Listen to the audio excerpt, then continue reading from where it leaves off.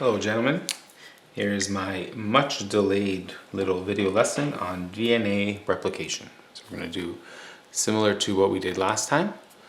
We're going to run through a little lesson. I'm going to draw out DNA replication. I'm going to try and keep it relatively organized. We're going to try for 2 sheets of paper. It is a good idea before you watch this video to have watched the Wiley animation. It's one of the links in the DNA replication tasks. Make sure you check it out. It's a flash animation. It might ask you if you want to enable flash for your computer. I think the website is relatively safe. But again, if you're not comfortable doing that, no problem. But you should check that out or the rest of the videos before watching this. So DNA replication involves a variety of different proteins. And if you've seen some of the animations and you've seen some of the videos, hopefully some of the names are familiar. We are going to go through the process and I'm going to talk about all of the proteins involved, and they're all going to have their own shape.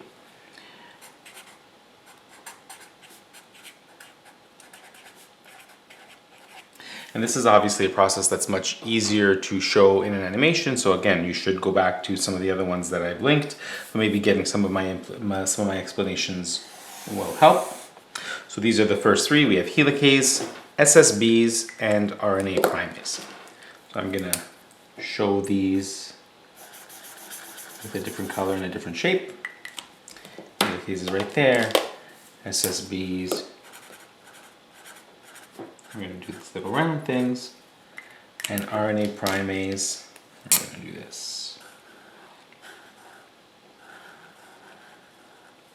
Alright, so we're starting with our double-stranded DNA, and that's right there. And we have bases in this DNA. So it's a double helix, and there are complementary bases on either side.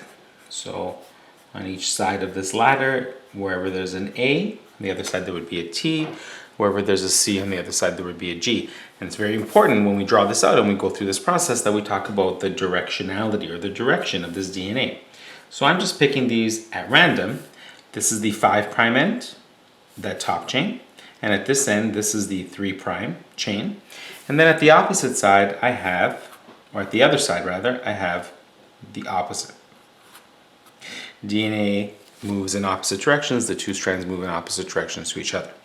So if this is our DNA to be copied, the point of this process is to make an identical version of this. And we're going to use this molecule to make a new version. We're actually going to use the top strand is going to move in one direction and go with one of the 2 copies. And the bottom strand is going to move in the other direction and go with the other of the 2 copies. So right here in the middle, there's a sequence called the origin of replication, or ORI. This is an AT-rich area. There's actually a code that identifies this as the origin of replication. So this is where replication is going to start on a chromosome. So for us, we're working with chromosomes that are, anywhere from a few, like 50 million base pairs up to maybe 170 million base pairs long, all in a chain. And this process has to start somewhere. So there's an identifying sequence here that the process is going to start there. So what happens is enzymes come in, molecules come in, and they're going to take this and they're going to split it apart. So I'm going to draw this below. So there we go. So I have my same 2 chains, but I have a sort of opening in between them where they've been separated. And this all happens continuously. My pictures are disjointed, like you'll see that there's sort of a delay in distance and time in between. So just remember that this process happens continuously, and it's much better in the animations that you've been watching. We have the same 5', 3'. And this is where our first proteins here in our DNA replication proteins, where they come into play. Helicase is a hexamer. It's 6 proteins in one, and it moves away from the origin of replication. Notice that there are 2 helicase enzymes here. So where these 2 chains were pulled apart, these 2 helicase enzymes are going to move away from that origin of replication location, and they're going to move all the way down either to the end of the molecule, or if they happen to hit another helicase coming the other way, like from way down here, it eventually meets, then that's where it would stop. Now, we've opened up some single base pairs here, and they're like magnets, like North Pole over here, South Pole over here, they would snap back together. The hydrogen bonds that connect them, that we can see that we're connecting them up here, there's no reason why they wouldn't reconnect, so we have to put something there to block the reconnection. We're going to put the SSBs, or single strand binding proteins. They're going to block this chain, and usually when I do this on the board for students, I draw them in and then I immediately erase them, because once we start putting another strand of nucleotides in there, the SSBs are going to be displaced and they're not there for very long. So now we're going to start building our new molecule. So here we have the 5' end and the 3' end, and here we have the 5' end to the 3' end. So we have two different chains moving in different directions, and we're going to start to add a molecule. Now, these enzymes that you see here, they have specific jobs. They only do certain things. We cannot try and build a house only with a hammer and a saw. We can try, we're not going to get very far, we're not going to be able to build it very well, and so we need tools to do this DNA replication process that do the jobs that we want. Well, the main tool that we use in this process is called DNA polymerase. You may have heard it called DNA polymerase. Okay, we're going to do this one, that shape right there. Okay, there's your DNA polymerase. DNA polymerase has the job of building a new DNA strand in its 5' to 3' direction.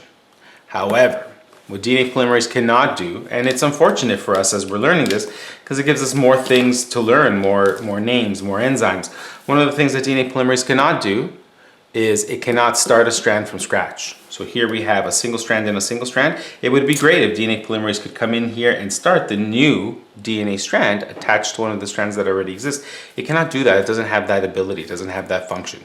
So we need to use something else instead as a placeholder to get that location ready for DNA polymerase. And what we're going to use is RNA primase. So I'm going to take RNA primase, and it's going to come in right here. And my RNA primase is going to make a stretch, come on both chains, and it's going to make a stretch of RNA DNA double helix. So this is DNA in black, and this is going to be RNA in this color. So here's my RNA primase, and it's going to add a chain of RNA in the 5' to 3' direction. So if I look at the bottom chain and I have 3' here, and this way I go to 5', well, that means that if I move in this same direction to the chain that it's attached to, that's going to be in the opposite. So I'm going to build right there a piece of RNA, and my piece of RNA is going to be 5' here and 3' there.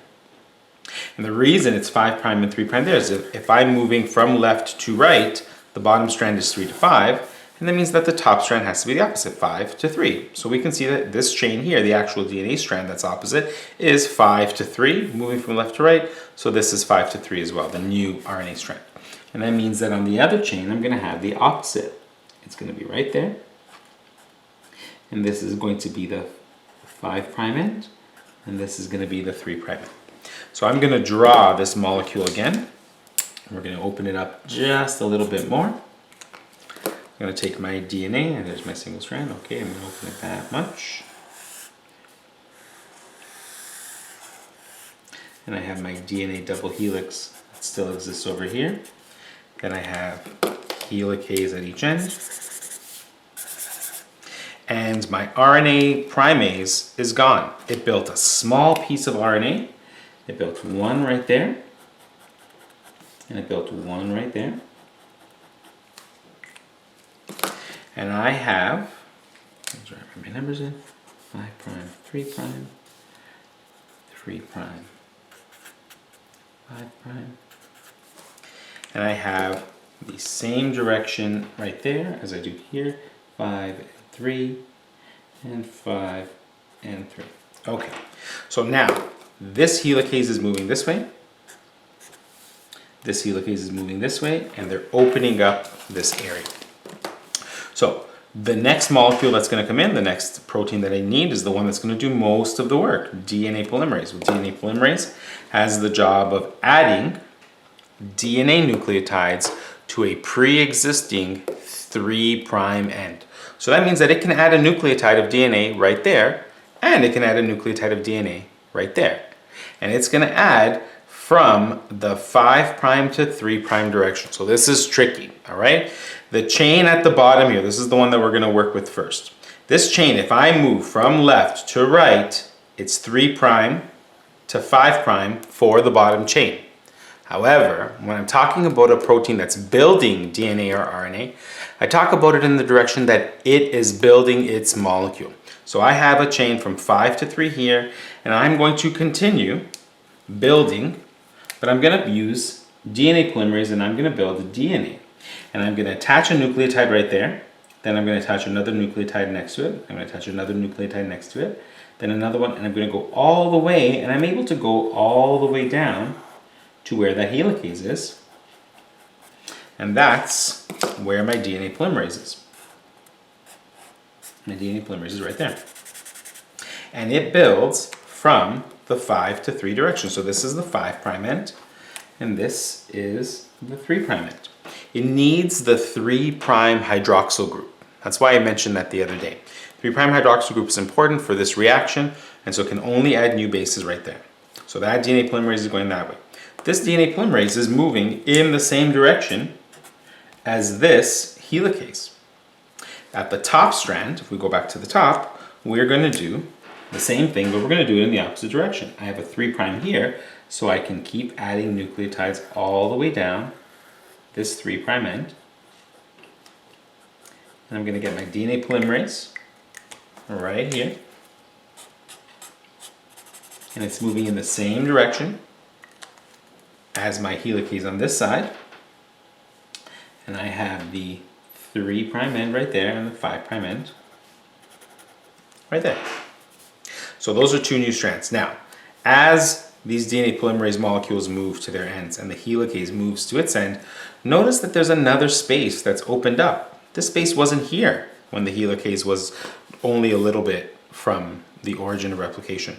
So now that this space, this new space has opened up, I have to do some work there, because this is single-stranded DNA, and that's not what I want. That's not what I need. I'm looking for a full double-stranded DNA molecule from end to end. And also I have a little problem. Right here, I have RNA. I have a small piece of RNA DNA double helix. That's not good. That's not what I want. That's a temporary molecule. That is not the final shape of DNA. It's not as stable. It's not as structurally sound. It can degrade a little easier. I have to get rid of that RNA. So what I'm going to do, and if you notice that I've opened up this space here, I can do a little bit of work that I did before. Right here, I'm going to take RNA primase. I'm going to bring RNA primase in. So it comes in, and it adds a small RNA molecule right there from 5' to 3'. And then DNA polymerase can come in. DNA polymerase, and I have one there, and I have one there, and those are still working. You have probably in the neighborhood of hundreds of millions, maybe billions or trillions of DNA polymerase molecules in each cell. It's not a limitation. So we can bring another one in. Another DNA polymerase comes in right there and adds DNA all the way down to there. So now I have double-stranded DNA here. I have double-stranded DNA here, but I have a primer. And this primer, depending on which video you watch, depending on what you read in your textbook, you'll see that there are different molecules that get rid of that. The DNA polymerase that we typically use to do the bulk of this work, that section and that section, is called DNA polymerase 3. DNA polymerase 3 is the main one. Other DNA polymerases exist. This one's called 3, not just because somebody thought it would be fancy. It's because there's a DNA polymerase 1, a DNA polymerase 2, a 4, a 5. And so I think in your textbook, it's DNA polymerase 1. In the Wiley animation, I think he calls it RNase H. RNase H, we're moving past that a little bit. I wish that this video didn't have, this animation didn't have that. It would make it a little bit easier for me and for you. But everything else about it is so good that I don't like not showing it to you guys. So we're gonna go with DNA polymerase 1. DNA polymerase 1 comes in, kicks out all of these nucleotides, and replaces them with DNA. So I'm gonna do that on the next page, okay? Right here, we're gonna have our stretch. There's our molecule. And we're working same thing, 5' and 3', so I'll write the numbers in, just make sure I get them right, what you guys have over here. 5', 3', 3', and 5'. And so I had a stretch of double-stranded DNA there, double-stranded DNA there. We have helicase moving. And here I have DNA polymerase 1. So here's my new RNA primer. Here's my new double-stranded DNA. And DNA polymerase 1 removes the old RNA primer and fills in that space with DNA. And so now I have DNA all the way up to there. That's where the last primer ended, right there. Okay, so actually right there. It's gonna fill in right up into that space, and it's gonna leave a little tiny gap right there, and then we have DNA all the way the other way. So I need to do something about that gap. That gap is a problem. It's not something that is useful in DNA. We need to have the chains fully connected. And so another enzyme is gonna come in. This enzyme is called ligase. Ligase will draw like this. A small square oval. So ligase comes in and it's able to catalyze this reaction. It's able to make the connection between one nucleotide and the other. It builds the phosphodiester bond, it fills in that gap, and so you have a fully continuous chain. Before we did that, before we put in that little piece there, I had a disjointed section here. And you can see that on the previous page. I have a section here that has a break in it, right? We have a primer, and this is called an Okazaki fragment. This is one of the side effects of DNA polymerase only being able to move in one direction and DNA having two different directions on its two chains, is that we're going to get Okazaki fragments. I didn't get an Okazaki fragment here. This DNA polymerase and this helicase can move all the way down to the end of the molecule continuously without stopping. This DNA polymerase from here all the way down to the end can move without stopping. So we have on either side of this helicase right here, we have sort of two different chains. This chain, the top chain, because it can be done all in one shot, smooth all the way across, this DNA polymerase and this helicase move together as a unit all the way to the end. This is called the leading strand. And this piece here, as helicase moves over, and RNA primase comes in, and helicase comes in, and then RNA primase comes in, and helicase comes in, and it will keep opening up these sections where we get Okazaki fragments as it moves further and further down. This is called the lagging strand. Because it sort of lags behind. It doesn't go all at once. It has to be kind of filled in over and over again. If we go to the other helicase, hopefully some of you have already noticed that we have the reverse situation. We have this DNA polymerase able to move with helicase all the way to the end, and we have new Okazaki fragments that need to be filled in right here. Primase will come in, primase will fill this spot with a single strand RNA DNA, then DNA polymerase comes in, DNA polymerase will fill in, and notice that this is an Okazaki fragment, and that means that up here, this is the lagging strand, and this is the leading strand. So you have effectively both types on each chain of DNA. It just depends on which top or bottom is moving, which polymerase is moving in the same direction as helicase. That's what's going to determine whether it's leading strand or lagging strand. Now, as we go on, so we reach the end, we fill in that gap, this moves down, we fill in the other gap, and so some students will naturally ask, well, sir, how does this end? Where do we reach the point where this process is done? Okay, so you have a piece of DNA that is 170 million base pairs long. 170 million base pairs long. And this process is going to move, let's say maybe we're looking at 500 to 1,000 nucleotides per second. So if we start at the origin of replication, we move 500 to 1,000 nucleotides per second that way, 500 to 1,000 that way. This is going to take many, many thousands of seconds for it to happen. When you are one cell, after sperm meets egg, and you need to turn that one cell into two, and then those two into four, and then those four into eight, and you need to do it very, very quickly, that amount of time is too much. It's too much time. So we have an origin of replication over here, and we also have an origin of replication over here, and we also have an origin of replication over here, and then another one over here, and you have thousands of origins of replication.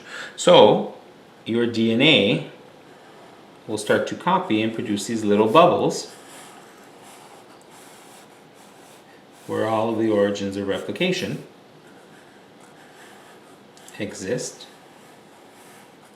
So here we have, in each of these, we have basically that process here contained within each of these. And there are helicase enzymes moving outwards from that origin of replication. And eventually you are going to get the bubbles getting bigger and bigger with only small connected areas in between.